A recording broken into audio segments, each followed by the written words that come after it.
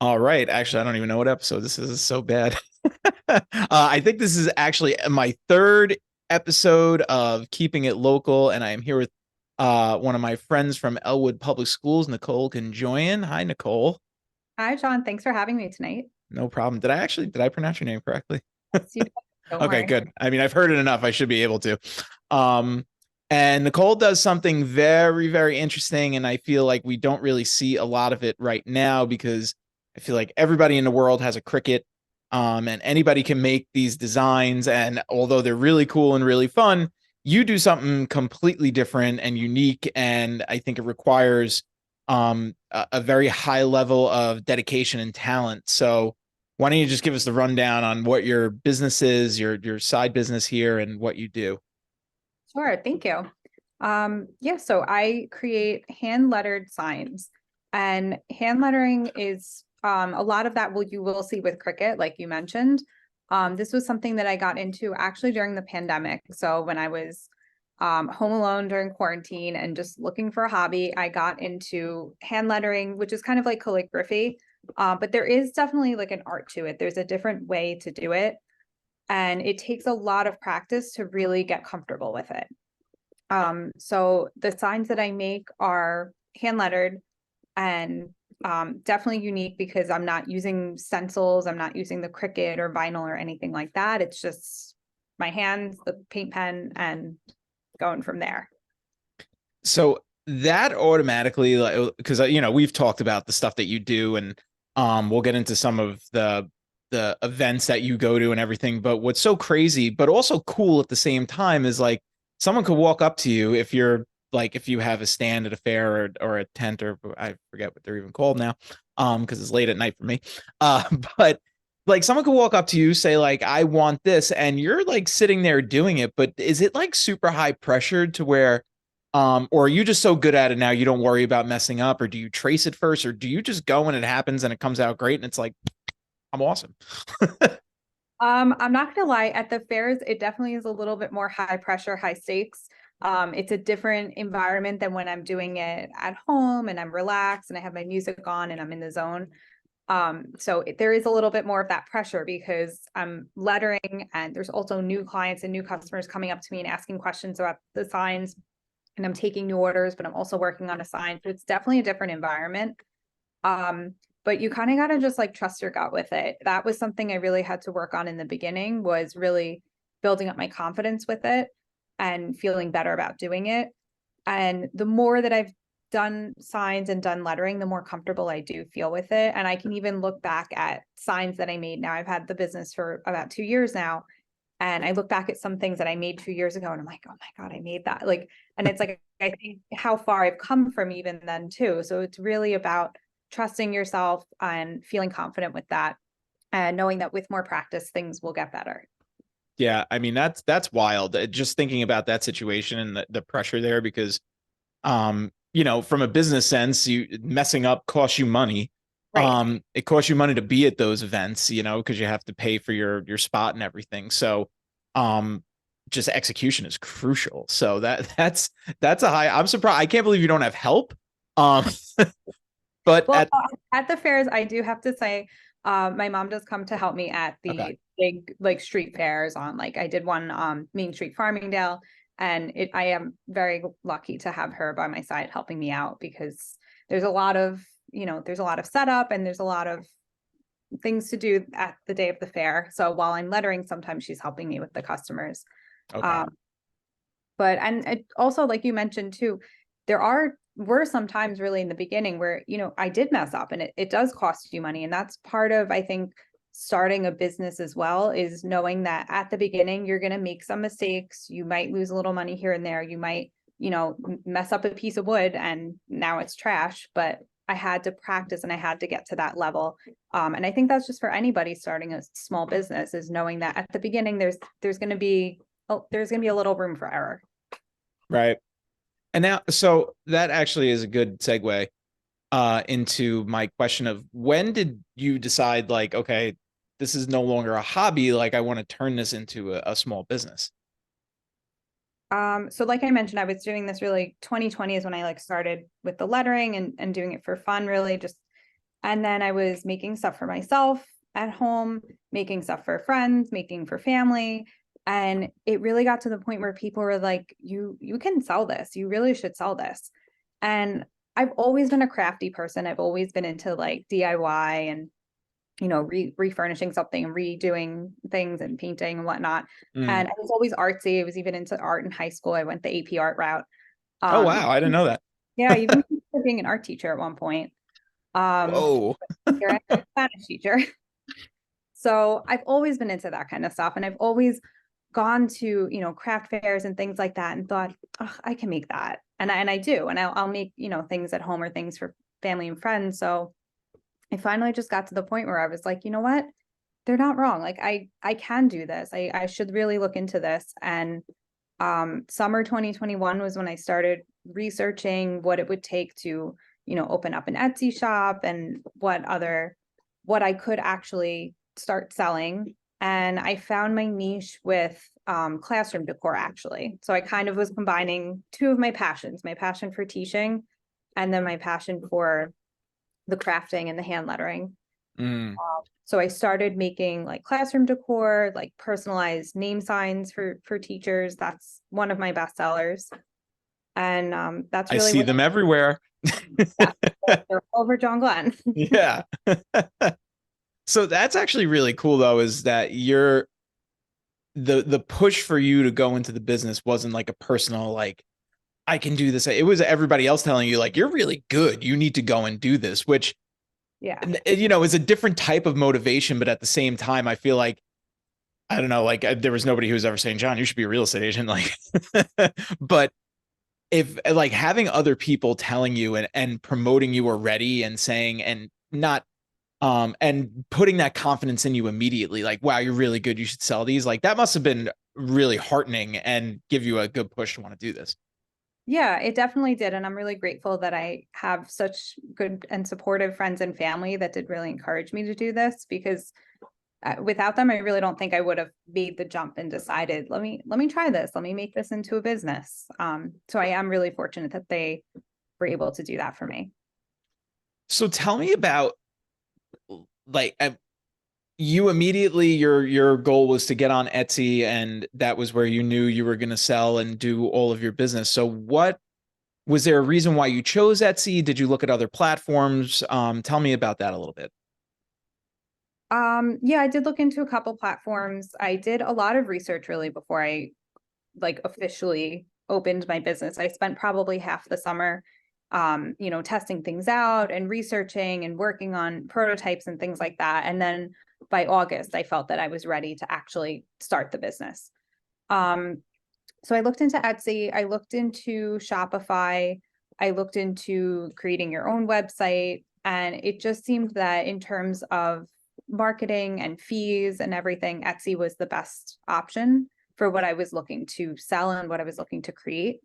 So I was able to look at what was already available on Etsy and kind of compare what I was looking to create with what was already there. So I can kind of figure out like my price points as well too.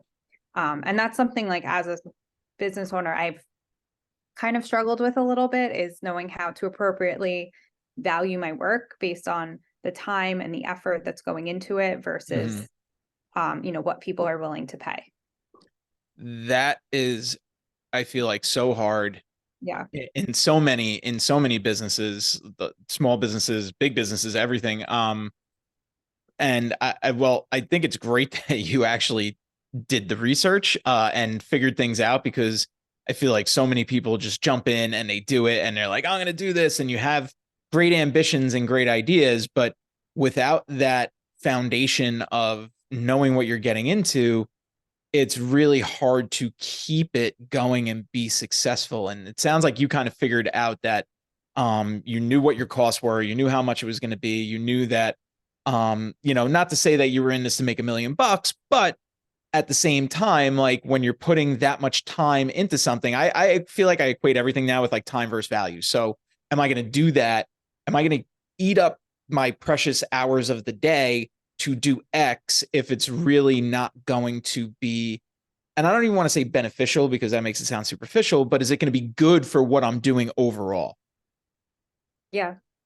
Yeah. Right. Like really thinking of your time as valuable, I think is one of the challenges. And I didn't have this all figured out at first too. And I think every small business owner, it takes them a little time to kind of find their footing with this. I mean, for a while, I wasn't even charging shipping because I thought, oh, well, people probably don't want to pay shipping, so I'll make it free shipping. But then I very quickly realized after the first year, so I was like, this is really cutting into my profit margins. I'm really like, I'm eating the shipping costs on every single thing I'm shipping out. So I realized that wasn't an effective model, and I had to kind of switch up what I was doing a little bit too. So I think there's a lot of that with businesses too, where there's a lot of trial and error, and you can do research a lot before you even start, but once you're actually in the experience, I think that's when you're able to figure things out and make adjustments as you go. I really like that you said that, because I want to know, how does Etsy allow you to track all that? Or are you using like a separate CRM to track everything? How are you doing that to realize that like the shipping costs were really eating into your overall margins? Um, well, they keep all of your data actually for you. So Okay. will put out at the end of the year, or I could check it for each month too. What your profit is, how much you spent on fees, how much you spent on shipping. So you can really see very clearly. And that's when the number was very, very high. And I was like, wait a minute, this really doesn't seem like an effective business model. So I had to kind of make an adjustment there. Yeah. I mean, and that's, you know, I mean, everybody throws around the term KPIs and everything, but that's huge to recognize that, because I feel like, again, um there are people who are great at things. So like in real estate, like we have a lot of teams, and a lot of teams that, like, some of these people are such good business people and they're like amazing at business. And I feel like that's one of the areas where I'm actually weak, is like my overall business acumen and my business sense. Luckily, my business partner is way better at that. And kind of keeps me in check with those things, because I'm always like, let's do this and do this and do this. And he's like, whoa, let's talk about how much money that's going to cost. I'm like, okay, Yeah. reality sets, you know? Right. So it's great that you have that ready to go, and like your limits, or you're already mindful of tracking those things, I should say. Yeah, I know to track it. And similar to how you have a business partner, I think for every business person, I think you need someone to bounce ideas off of too. And for me, that's my brother. So even though I'm in this business on my own, I create everything on my own, I do all the work on my own. Um, he's a financial advisor for Morgan Stanley. So he's very successful in business. He's also a CPA. So I really trust his opinion and value his advice. So every now and then I'll bounce some business ideas off of him too. So I think that's really helpful for anybody in any business, is just to have somebody that you can share ideas with and bounce things off of, to either, reel you back into reality, or just, collaborate, or and he was actually one that helped me to kind of figure out too, what you need to reevaluate this with the shipping. So it That's helps. a awesome resource to have, a brother who's also a CPA and a financial advisor. Like that, I mean, and you're so right, because like, I mean, I knew I needed a partner, because just for time and like properly taking care of clients properly was very important to me, especially in real estate, because it's such a big deal. And I knew I had to have someone who could be there on the day to day and help me out with things. And I also knew I needed somebody to bounce ideas off of, because Jess, my wife, didn't want to hear it anymore. Like, she was not interested. She's like, 2 kids, whatever, do whatever you want. I don't care. Like, whatever. Like, pretty much the same response. Like, how much is it going to cost? I'm like, oh my God.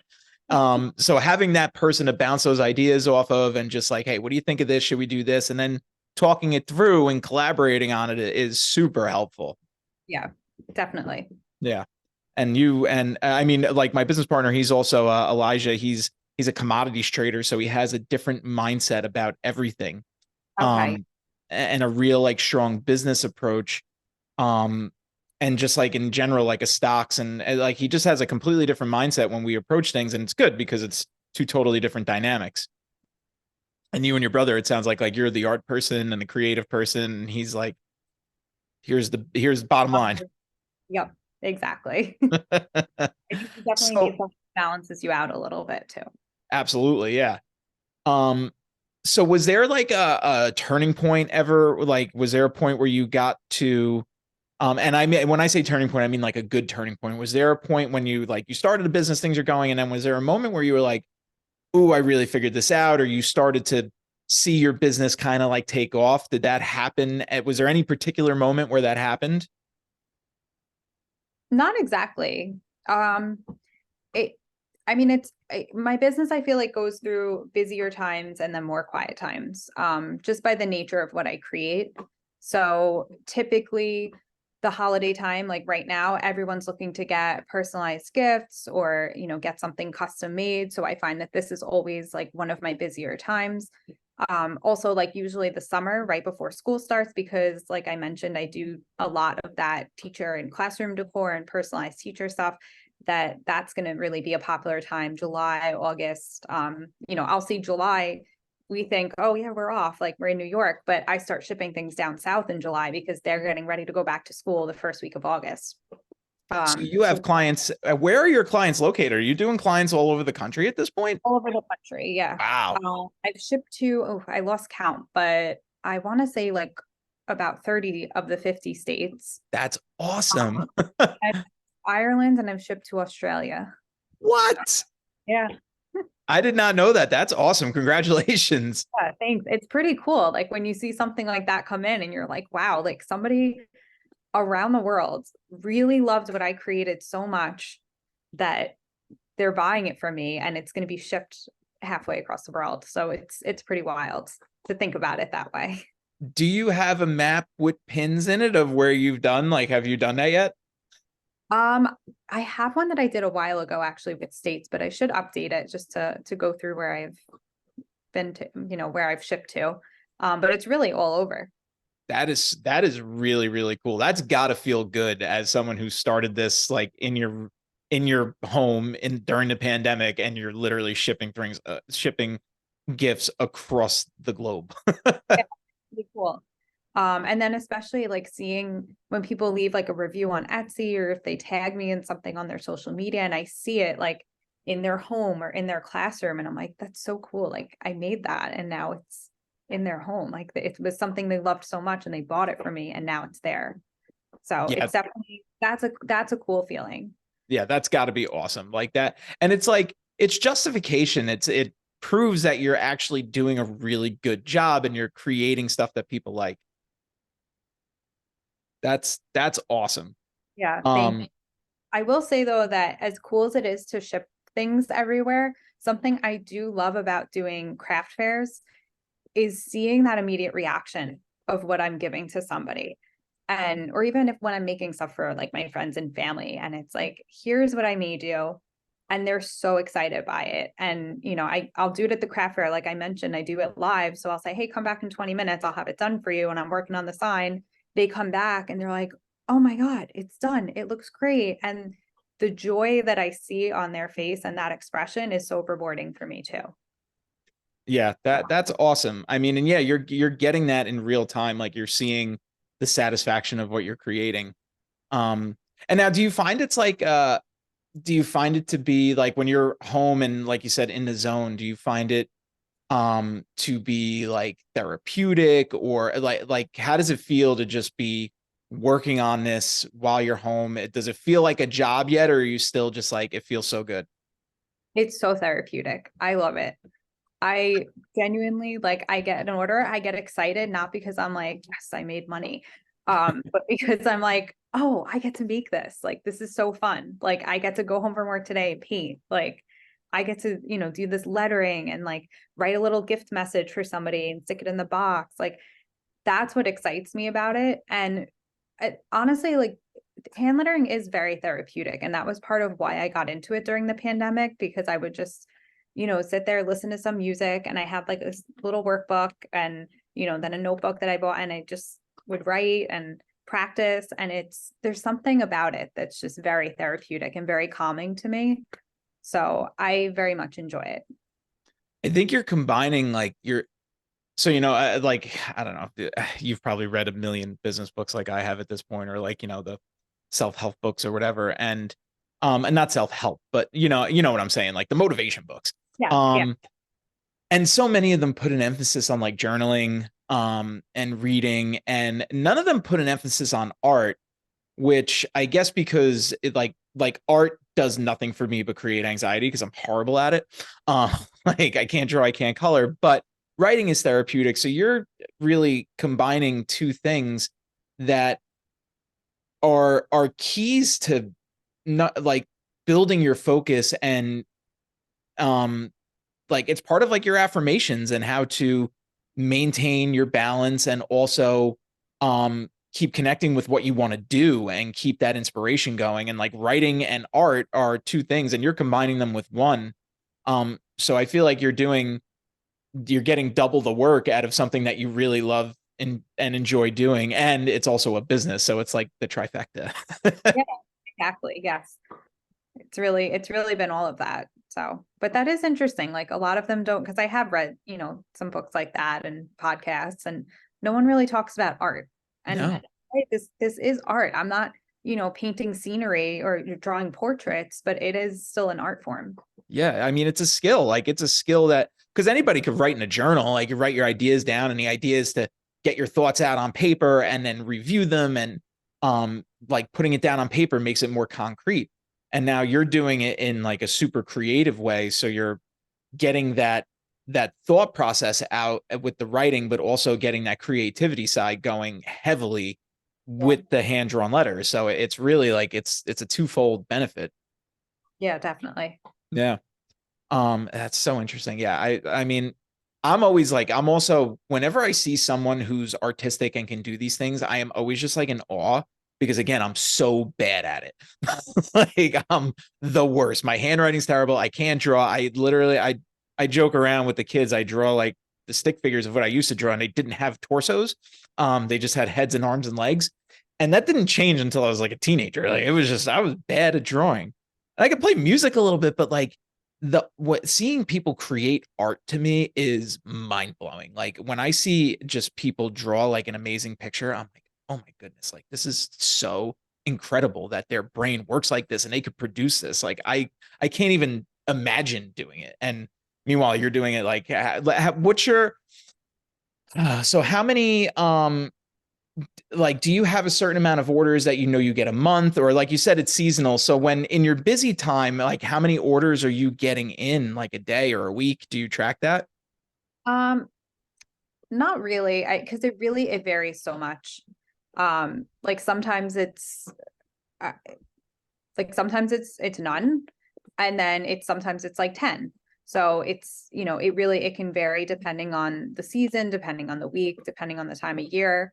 Or sometimes I'll be getting like orders like in person from a friend or from a coworker. So that's something too that like now that I have the Etsy shop, I have friends or family members that will reach out and say, "Hey, can you actually make me something for, my friend's baby shower, or, Mhm.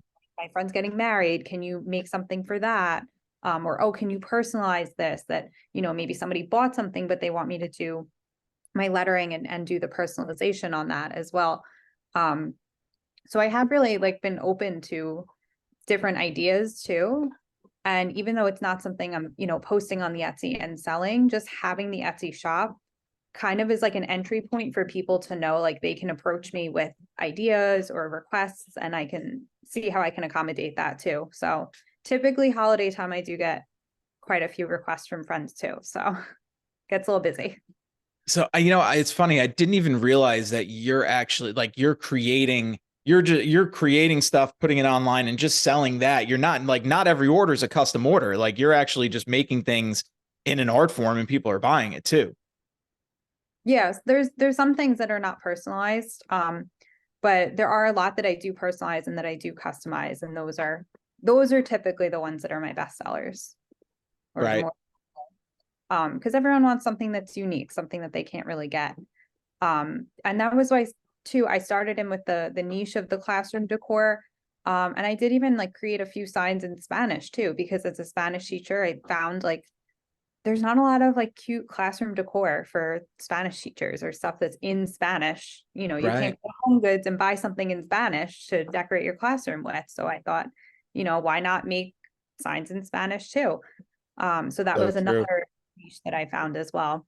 Yeah, it's smart. That's just, I mean, that's finding a hole and filling it. Like, you found a hole in the marketplace and you're like, no one does Spanish signs. Bam. Yeah. Um, and now for anybody who teaches French or teaches Italian, or I don't know what other languages they teach in school anymore, it's got to be just French and Italian, maybe Mandarin.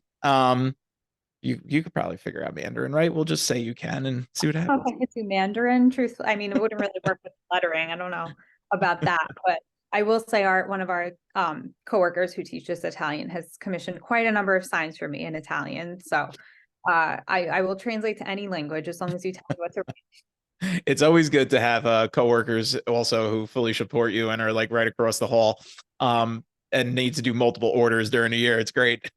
I'm very supportive. We have amazing coworkers. So We do. We do. That's kind of why I was like, when I started this little podcast, I hate even calling it a podcast. It feels so cheesy. But I was like, I'm just going to start with everybody I know that I work with, because there's so many people that do so many amazing things beyond what they're doing in school, which is also amazing. But then they have these amazing side businesses. Yourself included, where it's just like, wow, like how do they do this? So I was fascinated by that. But I have one last question for you, because it should have been our first question, but we didn't get to it. We need to know the name of your business and where you came up with it. okay, cool. Okay, so the name of my business, Seranoush Designs, actually Can comes you from, say, how do you say it? Seranoush? yeah, Okay, I Seranoush. was always saying it's Serenhouse. Just sorry about that. So yeah, Seranoush Designs. Seranoush is actually my middle name. Oh, okay. Yes, it's Armenian and it means sweetheart. Uh, Oh. and it was actually, it's funny because it was something I was always kind of like embarrassed about when I was younger. And Hmm. oh, what's your middle name? And I was like, oh, Seranoush. Like, no, like, no, I didn't want to tell anybody it was this Armenian word. And as I got older, I really like found some pride in that too. It was my grandmother's name as well. Oh, wow. And when I was naming my business, I just thought I wanted it to be something that was very unique because I thought what I was creating was so unique and it was such a personal craft that I wanted something that would kind of embody that. And I don't know, it just kind of hit me one day that I was like, why not use my middle name? Instead of just some vague general like handcrafted, or I don't know, nothing against those people, but I just wanted something a little more different or something a little more to stand out. So that's where Yeah, that makes sense. I mean, it definitely stands out because it's not, like you said, it's not a common name. yeah. And it's just ironic that I waited till now to ask you what it was and what it was about. But that's super cool, and it has a personal connection to you. So I feel like it's even more of like it's more of a motivator, and you're behind it, and it's something that you're passionate about, because it's, again, just this whole thing is really, it seems like it's a part of you and who you are. Yeah. Thank you. Yeah, no, it really does kind of embody all of that. Yeah, that's awesome. All right, well, listen, I'm not going to keep you here too much longer, because we both have to go and deal with high school kids tomorrow, who are just wonderful all the time, You know, wonderful teenagers. on a Friday. On a Friday. Yeah, it'll be totally. It's tomorrow full moon, by the way. I think it might be. Um, I hope not. No, I'm kidding. But they did. There is a little bit of a different vibe in the building when it's a full moon. If you've never noticed that, a little freaky. All right. Well, if you need a holiday sign or a sign at any time, handwritten, um, I will put your link to the Etsy shop in this YouTube video. And where else can people find you, Nicole? So I'm on Etsy and I'm also on Instagram, just at Seranoush Designs. We can put the spelling because I don't expect everyone to know how to spell that. But and yeah, and you can always, you can check out my Instagram or you can always DM me on there too. And I'm happy to create anything custom, like we mentioned before, just, how I do custom signs all the time for friends. So happy to do that. Awesome. It's like the perfect season to get something like that done and unique for somebody, that I feel like they wouldn't be expecting. And when they get it, they're probably like, oh my goodness. Yeah, exactly. Yeah. All right. Well, listen, have a great rest of your night. Thanks for coming on. And again, all the stuff will be linked here, and hopefully People should go check out your shop and see what you do, because it's really cool and really unique. And I think they'll find it really, really intriguing to get some great gifts for people. Perfect. Thank you so much for having me. I appreciate this. My pleasure.